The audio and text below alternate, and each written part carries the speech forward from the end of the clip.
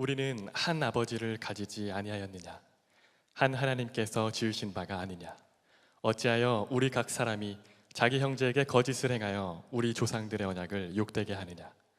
유다는 거짓을 행하였고 이스라엘과 예루살렘 중에서는 가증한 일을 행하였으며, 유다는 여호와께서 사랑하시는 그 성결을 욕되게 하여 이방신의 딸과 결혼하였으니, 이 일을 행하는 사람에게 속한 자는 깨는 자나 응답하는 자는 물론이요 만군의 여호와께 제사를 드리는 자도 여호와께서 야곱의 장막 가운데에서 끊어버리시리라. 너희가 이런 일도 행하나니 곧 눈물과 울음과 탄식으로 여호와의 제단을 가리게 하는도다.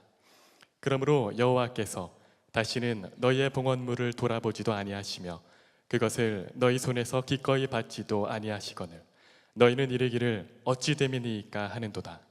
이는 너와 내가 어려서 맞이한 아내 사이에 여호와께서 증인이 되시기 때문이라. 그는 내 짝이요 너와 서약한 아내로 돼 내가 그에게 거짓을 행하였도다. 그에게는 영이 충만하였으나 오직 하나를 만들지 아니하셨느냐? 어찌하여 하나만 만드셨느냐? 이는 경건한 자손을 얻고자 하심이라. 그러므로 내 심령을 삼가 지켜 어려서 맞이한 아내에게 거짓을 행하지 말지니라. 이스라엘의 하나님 여호와가 이르노니 나는 이혼하는 것과 옷으로 학대를 가리는 자를 미워하노라. 만군의 여호와의 말이니라. 그러므로 너희 심령을 삼가 지켜 거짓을 행하지 말지니라. 지난 몇 주간 온 나라가 사실 굉장히 비통에 빠져 있는 그런 시기입니다. 아마 저뿐만이 아닐 거고 모든 목사님들께서 말씀을 준비하면서 쉽지 않은 시간일 것 같아요. 저도 지금 말라기 강해를 또 5월달 동안 마저 진행을 할 텐데 이 말씀을 전해야 할지, 또 이때 하나님이 주시는 또 다른 말씀이 있으신 건지 평상시보다 훨씬 더 준비하는 과정이 힘이 들었던 것 같습니다. 그런데 말라기를 처음 여러분과 나누기를 결정을 하고 분별받는 과정 가운데서 1장 1절 2절을 읽기 시작했던 때가 생각이 났어요. 말라기 1장 1절 2절을 읽으면 이렇게 시작이 됩니다. 여호와께서 말라기를 통하여 이스라엘에게 말씀하신 경고라. 근래 제가 설교를 통해서 좀 많이 혼난다는 말을 또 요즘 특히 더 듣고 있는데, 말라기 자체가 경고의 말씀이세요. 그런데 2절에서 뭐라 그러셨냐면 말씀하신 경고라 그 즉시 뭐라고 이어지냐면 여호와께서 이르시되 내가 너희를 사랑하였노라. 분명히 끝까지 경고의 말씀인데, 그러나 제일 처음에 경고라고 하시면서 저에게 주셨던 말씀은 내가 너희를 사랑하였노라 라는 말씀입니다. 이제 가정의 달이기도 하고 뭐 어린이날, 어버이날, 공교롭게 제가 딱 맞추려고 했던 건 아닌데 어떻게 오늘도 가정에 관한 설교를 준비하는데 오늘 딱 여러분과 나누게 되었어요. 근래 세월호 참사가 있으면서 이렇게 가정의 소중함을 사람들이 많이 느낀다고 해요. 서로 연락도 더 자주 하고 그저 건강하고 또 살아있고 이렇게 내 마음을 표현할 수 있는 것 자체가 너무 감사하다고 우리가 서로 이야기하는 그런 때입니다. 그런 때 가운데서도 특별히 주님과의 관계를 우리가 놓지 않았으면 좋겠습니다. 주님은 때론 우리에게 엄한 아버지 같기도 하고 또 우리를 벌하실 것 같은 무서운 심판자로 느껴질 때도 있지만, 우리에게 경고하시는 그 이면에는 우리가 돌아오기를 기대하고 기다리시는 그 간절한 사랑이 있음을 여러분이 잊지 않으시고, 그 어느 때보다도 사랑이 간절한 이때 주님의 사랑을 충만히 체험하시는 여러분이 되시기를 간절히 소망합니다. 3월에 제가 말라기 말씀을 갖고 3주 동안 설교를 하면서 주제가 마지막에 주로 예배에 대한 말씀을 많이 나눴었습니다. 그렇죠? 근데 오늘 말씀 우리가 보면은 예배에 대한 얘기가 오늘도 나와요. 근데 뭐라고 나오냐면은 예배를 받지 않으시겠다 이런 말씀이 나옵니다. 오늘 말씀 12절에 이 일을 행하는 사람에게 속한 자는 깨는 자나 응답하는 자는 물론이요 만군의 여호와께 제사를 드리는 자도 여호와께서 야곱의 장막 가운데서 끊어 버리시리라. 13절에 너희가 이런 일도 행하나니 곧 눈물과 울음과 탄식으로 여호와의 제단을 가리게 하는도다. 그러므로 여호와께서 다시는 너희의 봉헌물을 돌아보지도 아니하시며 그것을 너희 손에서 기꺼이 받지도 아니하시거늘. 제가 며칠 동안 시컷 여러분에게 예배가 얼마나 중요한지, 그리고 예배가 어떤 의미가 되어야 하는지, 예배에 참여하고 임하는 우리의 마음가짐이 어떠해야 되는지를 나눴는데, 오늘 말씀 12절 13절을 보면은 어떤 사람의 예배는 봉헌물은 아예 받지 않으시겠다는 말씀이 있는 거예요. 그러면 오늘 우리가 나눌 말씀에는 예배가 물론 귀하고 중요하지만 그 예배 이전에 선행되어야 될 무엇인가가 있다는 이야기로 우리가 받을 수도 있는 것입니다. 우리 2장 10절 말씀은 이렇게 시작합니다. 우리는 한 아버지를 가지지 아니하였느냐? 한 하나님께서 지으신 바가 아니냐? 어찌하여 우리 각 사람이 자기 형제에게 거짓을 행하여 우리 조상들의 언약을 욕되게 하느냐? 처음에는 이 민족을 향한 이야기인 것 같아요. 우리 한 할아버지, 한 하나님, 우린 다 형제인데 왜 서로에게 죄를 짓느냐? 왜 욕되게 하느냐? 왜 거짓을 행하느냐? 이런 이야기입니다. 11절에 유다는 거짓을 행하였고 이스라엘과 예루살렘 중에서는 가증한 일을 행하였으며 유다는 여호와께서 사랑하시는 그 성결을 욕되게 하여 이방신의 딸과 결혼하였으니. 계속 거짓과 욕되게 함과 성결지 못함에 대해서 말씀하시는데 11절 말미에 뭐라 그럽니까? 그 죄가 뭐예요? 이방 신의 딸과 결혼을 한 겁니다. 이제 오늘 말씀에서 주된 그 거짓된 행위, 그 죄는 무엇이냐면 세상 그 흔한 속된 표현으로 조광지처를 버리고 이혼을 하고 결혼을 한 거예요. 이방 신의 딸과. 특이한 것은 성경 다른 데는 그냥 이방 여인이라고도 표현을 하는데 특별히 오늘 이방 신의 딸이라는 표현을 씁니다. 자, 이걸 어떻게 해석을 할까? 우리 10절부터 16절 말씀을 묵상하면서 이렇게 해석하는 분이 있어요. 아주 구체적으로 실제적으로 이혼에 대해서 말씀하시는 분들이 있고, 또 어떤 분들은 이것은 단순히 이혼에 대한 얘기가 아니라 특별히 왜 이방신의 딸이라고 그랬겠냐, 이것은 하나님을 온전히 믿지 아니하고 우상을 섬기는 이스라엘 민족에 대해서 이혼이라는 것을 빗대어 그 우상 숭배를 책망한 것이다, 이렇게 또 해석하는 분들도 있습니다. 여러분 어떤 게 맞는 것 같으세요? 어떤 게 맞는 것 같아요?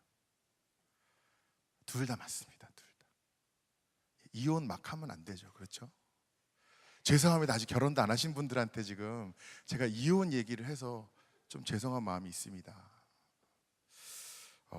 사실 이혼은 조금 예민한 이야기인 것 같기도 해요. 제가 되게 가슴 아픈 경험이 있었는데, 미국에서 이민교회에서 사역을 할 때 아직 깊이 사귀진 못했어요. 어떤 여자분이 그 딸 하나 아들 하나를 데리고 교회를 나오기 시작하셨는데 불과 몇 주 만에 안 나오시는 거예요. 근데 이제 제가 그때는 청소년 청년 사역을 했기 때문에 직접적으로 막 연락을 하고 그러기는 좀 어려움이 있었는데 마침 이 장을 보러 갔다 만난 겁니다. 그래서 아니 왜 요즘 안 나오셨냐고 제가 물어봤더니 너무 표정이 어두우시면서 간략하게 말씀하신다, 이런 내용이었습니다. 이혼을 하셨어요. 그래서 이제 너무 이민 생활이 외로워서 이제 교회를 나오기 시작했는데, 또 한국 분들이 어떻습니까? 처음 오면은 어디 출신이냐, 어느 학교 나왔냐, 어디 살았냐, 또 이혼했냐면 왜 이혼했냐, 시시콜콜 다 물어본 다음에 뭐 외롭고 상처 입은 그 마음을 나눴더니 그걸 교회에 다 소문을 퍼뜨린 거예요. 그래가지고 그분이 너무 상처를 입어서 이제 이 교회는 못 나오겠고 심지어는 교회를 다녀야 될지 말지 고민이라는 말씀을 하시더라고요. 여러분, 하나님이 이혼을 기뻐하십니까? 그러진 않아요. 그렇다고 생각하진 않습니다. 그러나 오늘 말씀에서 우리가 이혼이 잘된 거냐 잘못된 거냐, 해도 되냐 하면 안 되냐, 이런 말씀을 여러분과 나누려는 건 아니에요. 분명히 기억해야 될 것은 여러분 우리의 역할은 무엇인지 여러분이 분명히 기억하셨으면 좋겠는데 우리의 역할은 이런 거 아니에요. 조금만 더 노력하면 되지 않았을까? 조금만 더 참았으면 됐지 않았을까? 이런 이야기를 하는 게 우리의 역할이 아니에요. 제가 가까운 사람들을 보니까 우리가 그걸 안 물어봐도 평생 내 자신에게 계속하는 질문입니다. 당사자들이. 그건 우리가 어떻게 위로해 주지도 못할 아픔일 수 있어요. 우리의 역할은 가난한 자와 고아와 과부와 상처받은 자들, 연약한 자들을 품고 사랑하고 섬기는 것, 위로하는 것, 그것이 우리의 역할이라는 것 여러분이 꼭 기억하셨으면 좋겠습니다. 우리는 판단하는 자들이 아니에요. 혹 그런 아픔이 있는 분들이 우리 주변에 있을 때 그것을 정말 주님의 사랑으로 품을 수 있는 저희 교회가 되기를 간절히 소망합니다.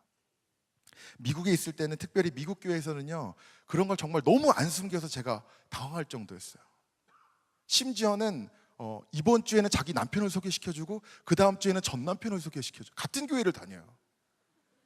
그리고 자기 형제들 소개시켜줄 때 얘는 이 엄마랑 같이 난 동생이고 얘는 새엄마고 얘는 반만 동생이고 막 이렇게 소개를 처음 만났는데 꺼리낌 없이 하더라고요. 한편으로는 이런 것들이 음지에 있고 숨기지 않고 그냥 나눌 수 있어서 좋다라는 생각이 들면서도 그러는 것이 너무 비일비재한 것이 사실 가슴이 아프기도 했어요.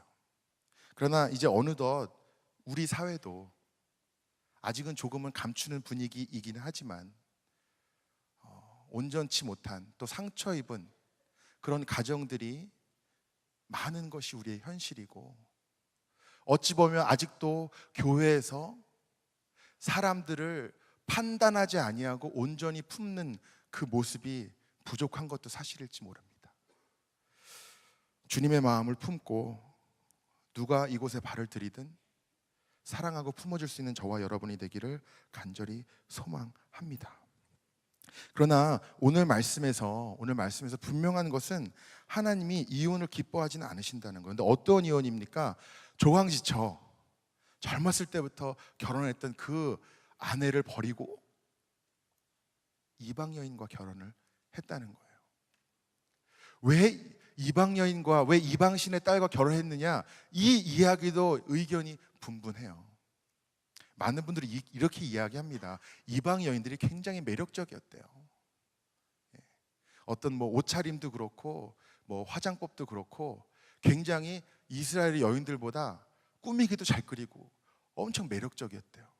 그러니까 이제 아내는 뭔가 이제 밋밋하고 지루하고 저 이방 여인을 보면 가슴이 콩쾅콩쾅 뛰고 내 전부를 다 줘서라도 저 여인과 함께 다시 가정을 이루고 싶어서 조광지처를 버리고 이방 여인과 결혼한 사람도 있었고 또 어떤 분들은 여러 가지 이야기를 합니다. 이렇게 이혼을 하고 결혼하는 게 재산을 늘리는 수단이었다 이렇게 이야기하는 분들도 있어요. 여러분 과부가 재산이 있잖아요. 그러면은 다시 결혼하면 그 재산을 누구게 됩니까? 또 남편께 되잖아요. 무슨 얘기인지 아시겠어요? 어떤 형태로 보든 그러나 어떤 이유에서였건 이 이혼은 그렇게 떳떳한 이혼은 아니었다는 거예요. 그리고 하나님이 기뻐하지 않으셨다는 겁니다. 이 말씀을 보면서 그리고 사실 이혼이란 단어가 제가 자꾸 얘기하면 여러분이 불편하실 수도 있지만 사실은 우리가 사는 사회에서는 이미 흔한 단어가 되어버린 이 현실 속에서 또 결혼에 대해서 얘기하면 갑자기 동공이 커지고 귀가 쫑긋하시는 여러분 앞에서 이 가정의 달에 하나님 주시는 말씀은 무엇인가 오늘 말씀을 통해서 제가 간단하게 나누려고 해요. 여러분 저도 이제 딸이 있습니다. 아직 3주밖에 되진 않았지만 언제 얘를 키워서 시집을 보낼까 지금 왠지 남자친구를 데려오면 때려주고 싶을 것 같고 그런 마음이 듭니다. 여러분 아버님들 특히 딸이신 분들 아빠와의 관계가 굉장히 딸과 관계가 각별하다 그래요. 그런 얘기를 많이 합니다. 이제 아빠가 시집 가라 그런다고, 빨리 가라 그런다. 너 그냥 빨리 시집 가버려. 제가 보니까 그건 진심은 아니에요. 아빠의 마음은 영원히 딸을 곁에 두고 싶습니다. 근데 또 한편으로는 걱정은 되는 거죠. 나이는 차고 내 개인적인 마음은 평생 내 곁에 두고 싶지만 더 좋은 남자를 만나서 행복한 가정을 이루기를 원하는 게 또 아빠의 마음이 아니겠어요? 우리 젊은이 교회 사역자들의 마음도 똑같습니다. 우리 귀한 형제 자매들이 결혼해서 젊은이 교회를 떠나는 건 너무나 가슴 아픈 일입니다. 우리 청년 사역자들, 어느 교회 청년 사역자들 만나도 청년 사역이 제일 힘든 이유가 뭐냐면 키워놓으면 떠난대요. 키워놓으면. 그 표현입니다. 사역자들의 표현. 이제 믿음이 자라고 이제 리더로 세울만 하면 결혼을 하든지 이직을 하든지 유학을 가든지 연수를 가든지 다 떠나버린대요. 그러니까 여러분이 젊은이 교회를 결혼하셔서 떠나면 두 가지 마음이에요. 떠나보내서 아쉬운 마음과 여러분이 이루시는 그 가정이 정말 행복하기를 바라는 두 가지 마음인 겁니다. 오늘 박수 받으신 분들 계신데 우리가 박수 칠 때 그런 마음이에요. 여러분 떠나서 행복한 게 아니고 여러분이 떠나시는 건 너무나 아쉽지만 그러나 새로운 삶의 여정에서 정말 행복한 가정, 정말 주님 안에서 기쁨이 넘치는 가정을 이루길 소망하는, 그래서 그것을 전제하에 떠나보내는 마음이 저희 가운데는 다 있을 거라고 생각을 합니다. 물론 우리 군대 가시는 분들도 저희가 많이 아쉽고 꼭 건강히 돌아오시기를 바랍니다. 어제 우리 박지전 사님 결혼하셨어요. 아시죠? 결혼하셨지만 이제 떠나진 않으십니다. 아직. 근데 어제 그 주례를 하신 목사님이 제가 굉장히 공감하는 말씀을 하셨는데 부부는 가장 큰 효도는 행복하게 사는 것이다 라는 말씀을 하셨어요. 그 이야기는 뭐냐면 이제 부모의 품을 떠나서 한 몸을 이루면 이제 이 부부가 둘이 행복하게 사는 게 우선이고 서로가 우선이지 이제는 부모와 가정이 우선이 아니라는 말씀이었어요. 제가 미국에서 그 사역을 하면서 자매들이, 처녀들이 보면 집에 다 포트폴리오를 하나씩 갖고 있더라고요. 여러분 포트폴리오가 뭔지 아시죠? 여러분 직장 구할 때 이렇게 포트폴리오 하나씩 있으시잖아요. 그동안 이력이라든지. 근데 이건 그 포트폴리오가 아니고 초등학생 때부터 이렇게 잡지에서 스크랩하고 붙여서 만든 포트폴리오인데 뭐냐면 내 결혼식, 앞으로 내가 내가 결혼할 때 메뉴는 뭐를 할 거고 밴드를 불러서 무슨 음악을 연주하게 할 거고 자리 배치는 어떻게 할 거고 뭐 하와이 해변가에 해가 지는 붉은 노을 아래서 뭐 맨발로 뭐 할 거고 계획서가 무슨 박사 논문처럼 그런 걸 들고 이제 형제들이랑 잘 공유하는데 자매들끼리 앉아서 서로 그것을 나누고 행복해하는 그 모습을 제가 굉장히 많이 봤어요. 다 꿈꾸는 그 아름다운 결혼이 있고 특별히 제가 볼 때 서양 문화에서는 정말 결혼하면은 둘이 중요해요. 내가 결혼하겠다는 이 사람을 반대하면 부모를 아예 초청 안 해버릴 수도 있고 그런 이유가 없는데도 그냥 나는 내가 꿈꾸던 결혼은 이렇게 사람이 많은 게 아니기 때문에 그냥 어딘가 훌쩍 떠나서 단둘이 결혼하고 와버리고 그냥 가족에게 통보하는 경우도 있어요. 반대로 우리나라는 어떻습니까? 철저히 가족과 가족 간의, 집안과 집안 간의 결혼의 문화입니다. 결혼 안 하신 분들, 모르시는 분들 계시더라고요. 여러분 축의금은 여러분한테 안 갑니다. 여러분 부모님이 받으세요. 미리 알아두시면 좋겠습니다. 그거를 결혼 당일까지 모르는 분들이 간혹 있으시더라고요. 어느 게 더 나을까요? 어느 문화가 더 나은 것 같으세요? 저는 처음에 그 서양 문화, 미국 문화를 접했을 때 이거다. 성경적으로도 분명히 부모의 품을 떠나서 한 몸을 이루라고 그랬는데 너무 가정에 매이기보다는 둘이 행복하면 되는 거 아닌가라는 생각을 많이 했고 지금도 그렇게 생각을 합니다.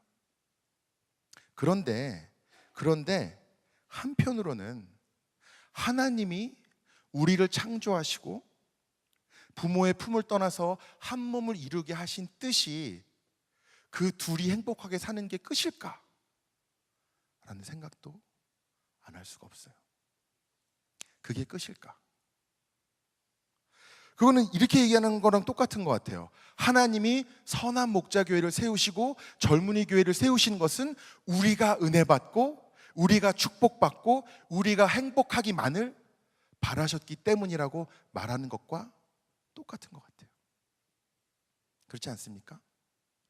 분명히 하나님은 여러분이 앞으로 이룰 그 가정이 행복하고 사랑이 넘치고 은혜가 넘치기를 바라실 텐데 그게 과연 끝일까 하는 겁니다.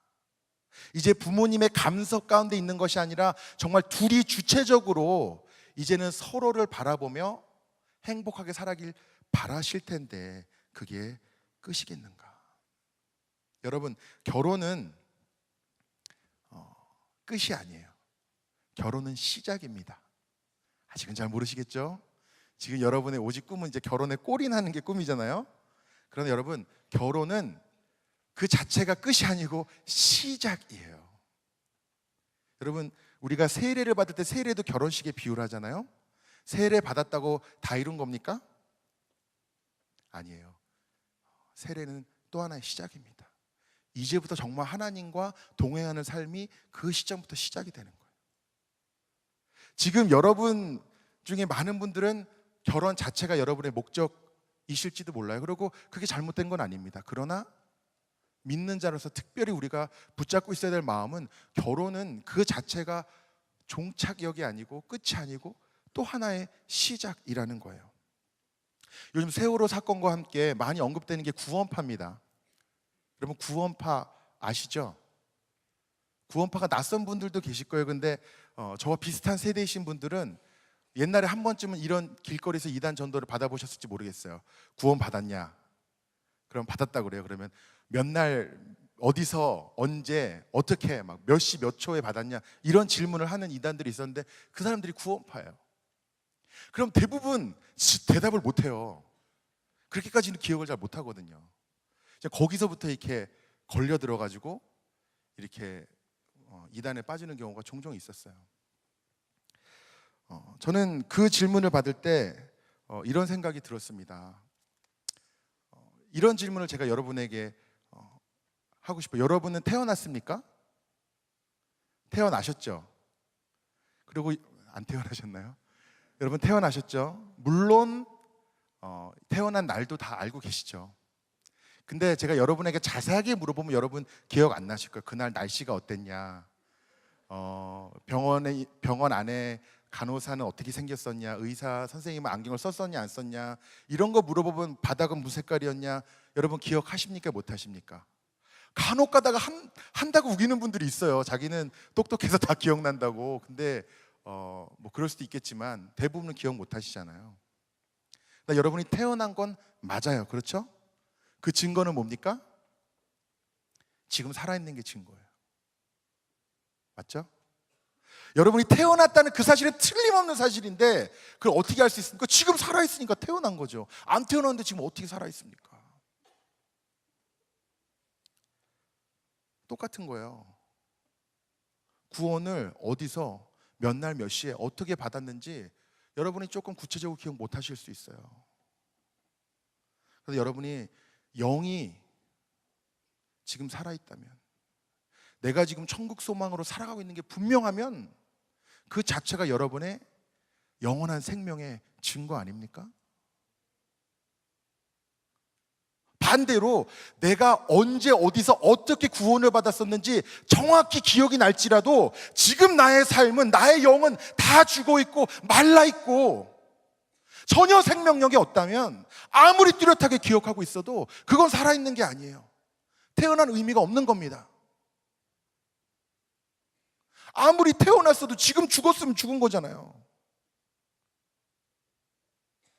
구원파의 교리는 그런 거예요. 뭐가 중요하냐? 한 번 구원받은 거, 그게 제일 중요한 거예요. 그 다음에는 보장이 된 거예요. 이제는 심하게 말하면 이제는 막 살아도 되는 거예요. 왜냐하면 구원이 보장이 됐으니까. 이제 죄책감 가운데 살지 말아라. 왜 그러냐? 괜찮다. 구원은 보장됐다. 이게 아주 간단하게 말하자면 구원파의 교리입니다.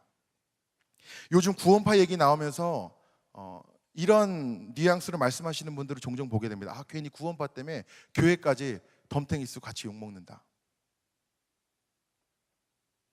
근데 저는 그런 생각을 해봅니다.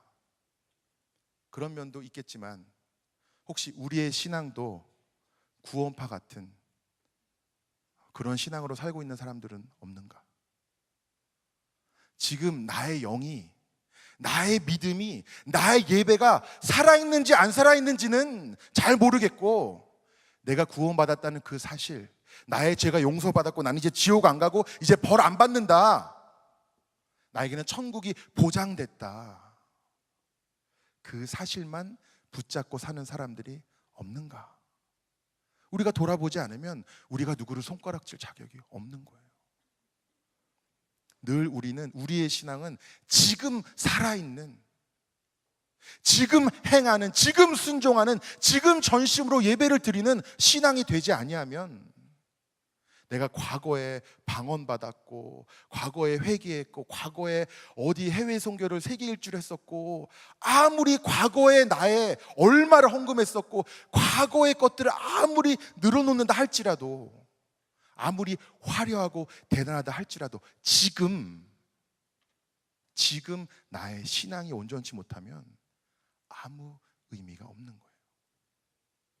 제가 왜 이 말씀을 이렇게 길게 드리느냐, 우리 결혼에 대한, 가정에 대한 우리 마음도 우리가 동일해야 되기 때문입니다.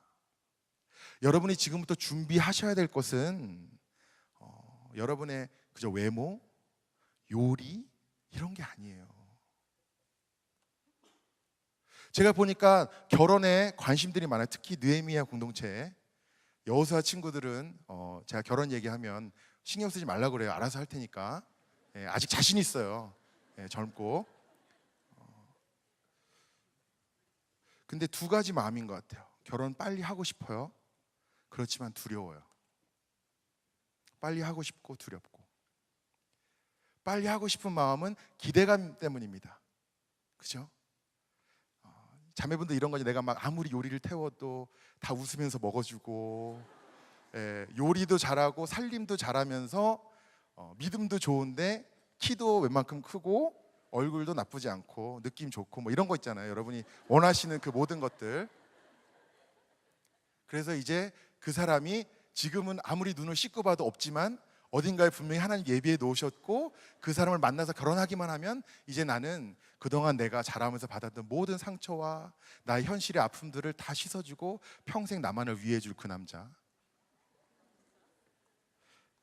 우리 남자분들도 마찬가지예요. 남자분들도 비슷합니다. 그런 꿈들을 꾸고 있기 때문에 기대가 되는데, 한편으로는 우리 자라온 가정이 다 마냥 행복하진 않았거든요. 지금 부모님과의 관계가 다 좋지 않거든요. 가정이라는 곳이 세상으로부터 받은 상처를 위로하는 곳이 될 수도 있지만 세상보다 더 나에게 상처를 줄 수 있는 곳인 것을 우리는 경험했거든요. 기대하는 마음과 함께 내가 막상 기다리고 고대하던 그 결혼을 했는데 행복하지 않으면 어떡하지? 더 불행하면 어떡하지? 내가 또 상처 더 받으면 어떡하지? 내가 상처를 주면 어떡하지? 그러는 불안한 마음이 같이 있는 거예요. 그래서 사실은 결혼을 하고 싶으면서도 여러분이 덥석 막 하지는 않으시잖아요. 그렇죠? 저는 여러분에게 딸 가진 아버지의 마음으로서 덥석 결혼하라고 이렇게 권하고 싶지는 않습니다. 당연히 신중하셔야죠. 그러나 우리 마음 가운데 결혼이 시작이라는 것, 그리고 하나님이 아름다운 가정을 통해서 하고 싶으신 일이 무엇인지를 우리가 분명히 붙잡지 않으면 여러분의 염려대로 될 수 있다는 것을 여러분이 깨달으셔야 되는 겁니다. 우리가 오늘 말씀이 이혼에 대해서만 이야기하는 것 같지만 우리 16절을 보면 이혼하는 것과 옷으로 학대를 가리는 자를 미워하니라 이렇게 말씀하시거든요. 무슨 얘기냐면 이혼도 싫고 옷으로 학대하는 것을 가리는 자, 이혼만 안 했다 뿐이지, 그리고 그냥 가려져서 옷으로 안 보이다 뿐이지 집안이 사랑과 은혜와 화평과 회복이 넘치는 가정이 아니라 사실상은 내가 상처받고 학대받는 곳. 그렇잖아요, 여러분. 이혼 안 하고도 얼마든지 배우자에게 학대를 가할 수가 있잖아요. 상처 줄 수 있잖아요. 그러니까 우리가 오늘 이혼에 대한 말씀이 나왔다고 해서 이혼을 하면 잘못된 거고 안 하면 잘한 거고 이런 차원으로 우리가 이 말씀을 이해해야 될 것이 아니라 하나님이 원하시는 부부 가정의 모습이 무엇인지를 우리가 분명히 깨달아야 한다는 거예요. 여러분, 요즘 제가 사실 세월호 사건 이전에도 마음이 무거운 짐들이 많았어요. 계속 계모가 때려서 죽은 아이의 이야기, 또 아빠가 게임에 미쳐가지고 때려 죽인 아이의 이야기, 그런 거 심심치 않게 나오잖아요. 저는 그런 뉴스를 접하면서 한 가지 든 생각은 뭐냐면 좀 조심해야겠다는 생각인데, 하나는 뭐냐면 우리가 계모 이야기가 많이 나온다 그래서 또 계모를 색안경으로 보면 안 되겠다는 생각이 들었습니다. 계모란 말 자체가 벌써 부정적으로 들리시잖아요. 새엄마, 친엄마가 아닌 분들에 대해서 우리가 색안경을 끼고 봐서는 안 되겠다는 생각이 듭니다. 주님이 주신 마음인 것 같아요. 다 잘했다고 덮어놓고 할 수는 없지만 단순히 계모이기 때문에 친부모가 아니기 때문에 색안경으로 봐서는 안 되겠다. 그러나 보면은요, 계모뿐이 아니에요. 친엄마, 친아빠도 어떻게 저럴 수 있을까? 여러분, 이해가 되세요? 게임이 너무 좋아서 아들을 때려 죽여요? 말 안 들었다고 뜨거운 물을 붓고 뼈가 으스러질 정도로 아이를 때립니까? 그게 이해가 되세요? 저는 왜 가정에서, 왜 하나님이 맺어주신 가정이라면 왜 그런 일들이 일어날까? 제가 곰곰이 고민하고 기도하는 가운데 깨닫게 되는 것은 이거예요. 처음부터 부부가 무엇이고 가정이 무엇인지 그 사람들은 잘못 생각했다는 겁니다. 이런 사람들의 특징이 이거예요. 이 부부가 존재하는 이유도, 이 가정이 존재하는 이유도 나를 위해서 존재하는 거예요. 이 결혼은 내가 행복하기 위해서 하는 거고, 이 남편은 나의 부족함, 나의 필요를 채우기 위해서 존재하는 거고, 지금 나의 가장 큰 필요는 뭐예요? 게임. 다 걸림돌인 거예요. 요즘 얼마나 불륜도 많습니까? 불륜이 참 많잖아요. 그럼 불륜한 커플들을 상담한 내용들을 보면은 이런 얘기를 해요. 우리가 사랑하는데 이게 어떻게 죄냐? 이렇게 우리 사랑은 아름다운데. 또 특징이 뭐냐면 불륜에 빠지면요, 아이가 안 보인대요. 제정신이 아닌 거죠. 여러분, 엄마의 우리가 모성애라고 그러잖아요. 하나님 주신 그 사랑의 마음은 나의 생명을 줘서라도 살리고 싶은 게 부모의 마음인 게 정상일 텐데, 이유 같지 않은 이유로 아이를 구박하고 학대하고 생명까지 앗아가는 그 모습 속에는 철저히 나 중심의 모습이 있다는 것입니다. 그러나 우리가 하나님이 우리에게 이루기를 원하시는 가정은 내가 행복하기 위한 가정이 아니라 나를 통해서 누군가가 더욱 온전히 하나님을 만나고 하나님의 임재를 체험하는 가정이 되기를 하나님이 소망하신다는 거예요. 이것이 어찌 보면 이 예배 자체보다도 더 우선일 수 있습니다. 여러분, 가정이 무너지면 예배가 은혜롭습니까? 저는 목회자이고 저희 아버지도 목사님이에요. 주일날 아침에 어릴 때 아빠한테 엄청 혼났어요. 왜 혼난지는 기억이 안 나요. 제가 잘못했겠죠 뭐. 근데 시커 혼나고 저한테 막 혈기 부리시고 강단에 서서 설교하시는데 어린 제 마음속에는 나한테나 좀 그렇게 사랑해 주지. 똑같아요. 신혼 때 목회를 나갔는데 아내와 부부싸움을 했습니다. 그러고 강단에 서서 설교를 하는데 주일날 아내는 웃고 있는데 그냥 제가 느끼기에는 너나 잘하지 이렇게 꼭 저한테 말하는 것 같은 느낌이 들 때가 있었어요. 여러분, 목사가요 집에서 매일 부부싸움하고 아이들에게 혈기 부리고 학대하고 여기 서서 여러분에게 제대로 말씀을 전할 수 있겠습니까? 여러분도 마찬가지예요. 집안이 화목과 사랑과 은혜와 말씀과 기도가 없으면 일주일에 한 번 나와서 여러분 여기서 예배 드린다고 그것이 경건하고 거룩하고 은혜로운 예배가 될 수 있겠냔 말이에요. 우리의 교회가, 우리의 예배가, 또 이 예배가 회복됨을 통해서 이 사회가, 이 나라가 하나님의 나라로 선포되어지는 그 모든 과정 가운데 가장 우선이 돼야 될 것은 그렇기 때문에 어찌 보면 가정이 믿음으로 회복되는 것이에요. 그리고 단순히 우리가 결혼해서 우리만 행복하면 되는 것이 아니라 하나님이 우리의 예배를 통해서 또 우리의 삶을 통해서 누군가를 변화시키기를 원하시는 것처럼 나를 통해서 이룰 그 가정도 복의 근원이 되어서 축복 그 자체가 되어서 누군가에게 주님의 사랑과 은혜를 흘려보낼 수 있는 가정이 되어야 한다는 것입니다. 여러분, 그렇기 때문에 여러분 내일부터 새벽기도 잘 나오셔야 돼요. 부모님에 대해서 기도할 때 열심히 나오시고 전도를 위해서 기도하는데 열심히 안 나오면 굉장히 이기적인 가정의 모습입니다. 그렇죠? 정말 여러분의 가정이 믿음으로 온전히 서기를 원하신다면 앞으로 이룰 가정뿐만 아니라 지금 여러분의 가정도 마찬가지예요.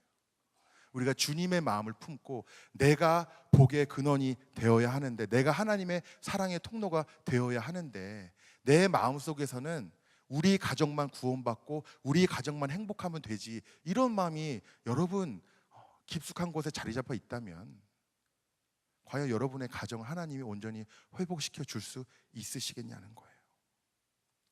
여러분이 복된 가정을 이루는 것은 하나님이 그 가정을 통해서 참된 예배를 받으시고 그 가정을 통해서 사랑을 흘려보내시고 그 가정을 통해서 또 믿음의 자녀들이 자라나길 원하시는 주님의 마음이 있다는 겁니다. 오늘 15절 말씀에 그에게 영이 충만하였으나 오직 하나를 만들지 아니하셨느냐, 어찌하여 하나만 만드셨느냐, 이는 경건한 자손을 얻고자 하심이라. 뭘 얻고자 하심이라고요? 경건한 자손을 얻고자 하심이라. 그러므로 내 심령을 삼가 지켜 어려서 맞이한 아내에게 거짓을 행하지 말지니라. 경건한 자손을 주님은 얻기를 원하십니다. 여러분 다 목회자의 자녀는 아니래도 여러분 몇 대째 믿음의 자녀에서 자란 분, 가정에서 자란 분들 많이 있으시잖아요. 믿음의 가정이라고 해서 항상 화평하다고만 할 수 없습니다. 여러분 가정 가운데 아픔과 상처와 갈등이 있을 때 여러분 예배가 잘 드려지십니까? 하나님이 또렷이 보이세요? 말씀이 눈에 들어오십니까? 기도가 되십니까? 우리의 가정들이 회복되어야 하나님이 말라기 1장에서부터 말씀하시는 그 사랑이 우리를 통해서 열방에까지 흘러넘칠 수가 있는 거예요. 가정들이 회복되어야 하나님이 기뻐하시는 온전한 예배도 더욱 회복될 수 있는 겁니다. 여러분 그렇게 믿으시냐는 거예요. 여전히 여러분이 결혼을 생각할 때는 좋은 결혼을 하는 것이 여러분의 목적이라면 여러분도 구원파와 같은 비슷한 신앙을 갖고 있다고 제가 감히 말씀드릴 수 있습니다. 그 순간이 전부인, 제가 장담드려요. 여러분 아무리 화려하게 결혼을 하셔도 시작입니다. 시작. 그리고 그 시작부터 그 과정까지 다 여러분이 꿈꾸듯이 아름답기 위해서는 좋은 사람을 만나게 해달라고, 지금 아직 준비가 안 됐다면 준비시켜달라고 그 사람을 여러분 기도하지 마시고요, 내가 준비되게 해달라고 기도하셨으면 좋겠어요. 이민교회에서 사역을 할 때 이민교회 참 커플이 많습니다. 왜 그런지 아세요? 유학생들이다 보니까 집을 떠나서 다 외로운 거예요. 커플이 엄청 많아요. 이민교회에. 외로우니까. 제가 그 친구들한테 한번 이렇게 얘기했습니다. 여러분 외로움을 서로를 통해서 위로하고 교제하는 것도 참 귀한데 지금 주님과의 관계를 통해서도 그 외로움을 좀 달래셨으면 좋겠습니다. 여러분 지금 여러분의 외로움과 허전함을 어떤 멋진 형제가, 아리따운 자매가 다 채워줄 거라고 생각하십니까? 사람으로는 채울 수 없는 허전함입니다. 하나님으로 채워야 합니다. 하나님과의 관계, 생명과 능력의 말씀, 날마다 기도함으로 하나님이 나를 준비시키실 때 하나님이 기뻐하실 가정, 경건한 자선을 우리에게 내려주실 그 가정을 우리가 이룰 수 있는 거예요. 그리고 가정들이 회복되어야 우리의 예배가 회복되고 교회들이 회복되는 겁니다. 그 사명을 여러분 붙잡으시기 바라요. 결혼한 자체, 가정을 이루는 그 자체, 어느 한 순간을 붙잡고 살아가는 것이 아니라 그것이 시작일 뿐이라는 것, 결혼도 시작일 뿐이고요, 나의 회개도 시작일 뿐입니다. 나의 예배도 시작일 뿐이에요. 그 이후로 하나님 나를 어떻게 이끄시고 어떻게 사용하시고 내가 어떻게 살아가기를 원하시는지를 분별하고 그렇게 살아가 나아갈 때 분명히 여러분, 하나님이 여러분을 위해서 예배하신 정말 기똥찬 가정이 있는 줄 믿습니다. 자, 그렇게 여러분을 놓고 기도하고 있어요. 그리고 그 가정을 통해서 나 하나만 축복받는 게 아니라, 혹은 이 가정만 행복하고 그것으로 끝나는 게 아니라 주님의 사랑, 은혜가 거기 부어지고 흘러 넘쳐서 그 행복이, 그 가정됨이 한 아버지, 한 하나님께서 지으신 바가 아니냐고 오늘 10절에서 말씀하신 것처럼 정말 우리 전체가 한 가정과 같이 함께 주님을 섬기고 경건한 자손을 주님 앞에 올려드리게 될 줄 믿습니다. 이 시간 다 같이 기도하기를 원합니다. 말씀을 붙잡고 또 우리가 이제 성찬을 나눌 텐데요, 주님 오늘 주님의 살과 피를 통해서 나의 육됨, 나의 연약함, 나의 죄를 다 씻어주시고 주님의 살과 피가 내 안에 흐르게 하여 주시옵소서. 그저 매달 하는 행사나 습관이 아니라 오늘 이 예식을 통해서 더 깊이 주님을 체험하는 시간 되게 하여 주시옵소서. 우리 함께 기도하시겠습니다. 사랑과 은혜가 충만하신 하나님 아버지 감사합니다. 하나님 오늘 우리 가운데 귀한 예배 시간을 허락하여